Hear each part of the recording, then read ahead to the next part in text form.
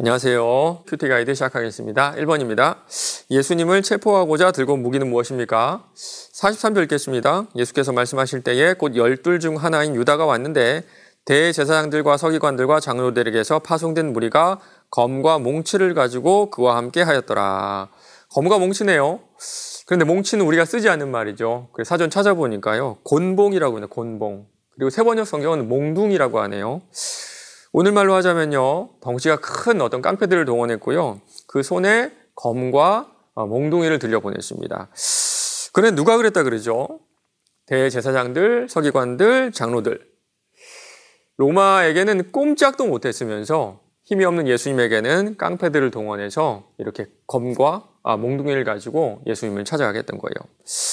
2번입니다. 체포하는 무리에게 예수님 무엇이라고 말씀하십니까? 48절, 49절입니다. 예수께서 무리에게 말씀하여 이르시되 너희가 강도를 잡는 것 같이 검과 몽치를 가지고 나를 잡으러 나왔느냐? 내가 날마다 너희와 함께 성전에 있으면서 가르쳤으되 너희가 나를 잡지 아니하였도다. 그러나 이는 성경을 이루려 함이니라 하시더라. 마치 예수님을요 폭동을 일으키는 어떤 폭도처럼 좀 무장한 폭도처럼 대하려고 하는 모습을 볼 수가 있죠. 예수님은요 폭력을 쓰신 적도 없고 하신 거라고는 말씀을 가르치신 것 그리고 사람들을 고치신 것밖에 없죠. 예수님은 기도하는 집이라고 말씀하신 성전이 강도의 소굴이 되었다라고 비판하신 적이 있어요. 그런데 지금 기도하시는 예수님을 마치 강도를 잡듯이 잡아가는 그런 일이 벌어지고 있는 겁니다. 그러나 이 모든 일이 성경에서 예언된 그런 일이다라고 말씀하시죠. 이사야 53장 12절입니다. 이는 그가 자기 영혼을 버려 사망에 이르게 하며 범죄자 중 하나로 헤아림을 받았음이니라.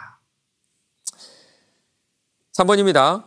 체포당하신 예수님을 보고 제자들의 반응은 어떠했습니까? 50절 보면요. 제자들이 다 도망가고 50절 보면 이런 말씀이 나와요. 배 혼니부를 버리고 벗은 몸으로 도망하니라. 굳이 한 청년이 덮고 있었던 혼니부를 버리고 도망갔다는 얘기를 쓸 필요가 없는데요. 마가는 이 이야기를 왜 써놓았을까요? 아마도 제자들의 도망이 좀 필사적이었음을 표현하고 싶었던 것 같습니다. 그리고 이 또한 아모스 2장 16절 말씀의 성취라는 것도 알아두시면 좋을 것 같아요. 용사 가운데 그 마음에 굳센 자도 그날에는 벌거벗고 도망하리라. 여호와의 말씀이니라. 4번입니다. 예수님을 체포하러 온 무리에게까지 저항했던 제자들이 왜 갑자기 예수님을 버리고 도망했는지 묵상해 봅시다.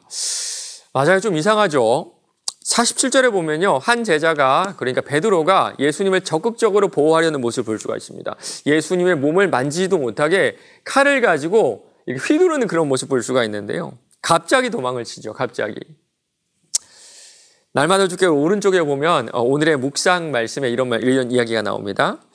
끝까지 예수님을 따르겠다고 호언장담했던 제자들은 이제까지 군사적 메시아로 생각했던 예수님이 저항하지 않자 예수님을 버리고 도망합니다. 마지막까지 제자들은 예수님께서 어떤 액션을 취할 거라고 생각했던 것 같습니다. 누가 예수님을 만지려고 하면 잡아가려고 하면 어떤 신적인 능력을 발휘해서 그걸 다 물리치실 것이다. 절대 체포당하지 않으실 것이다. 그러나 무기력하게 체포당하는 그 순간 절대적이었던 희망이 다 사라지고 도망칠 수밖에 없었던 거예요. 마지막 5번입니다. 끝까지 제자들은 예수님을 군사적 메시아로 생각했습니다. 하지만 예수님께서는 군사적 메시아로 반응하시지 않자 바로 예수님을 버리고 도망했습니다. 나는 예수님을 어떻게 생각하고 있는지 솔직하게 적어보고 만약 내가 제자들이었다면 어떻게 행동했을지와 말씀이 원하는 모습은 어떤 모습인지 생각해 봅시다. 우리에게 삼위 하나님 어떤 분일까요? 복을 주시는 분, 물질의 복을 주시는 분, 혹은 또 건강의 복을 주시는 분, 그리고 우리를 천국으로 보내주시는 분. 뭐든지 우리가 알고 또 바라는 하나님, 우리에게 좋은 것을 주시는 그런 하나님이 아닐까요? 물론 하나님 그런 분 맞습니다. 우리에게 복을 주시기 원하고 우리에게 좋은 것들, 유익을 주기 원하시는 분이 우리 하나님이세요. 그러나 이 또한 우리 하나님의 여러 모습 중에 하나라는 것을 꼭 기억하셨으면 좋겠습니다. 그렇다면 성경에서 당신을 충만히 보여주시는 하나님은 도대체 어떤 분일까요?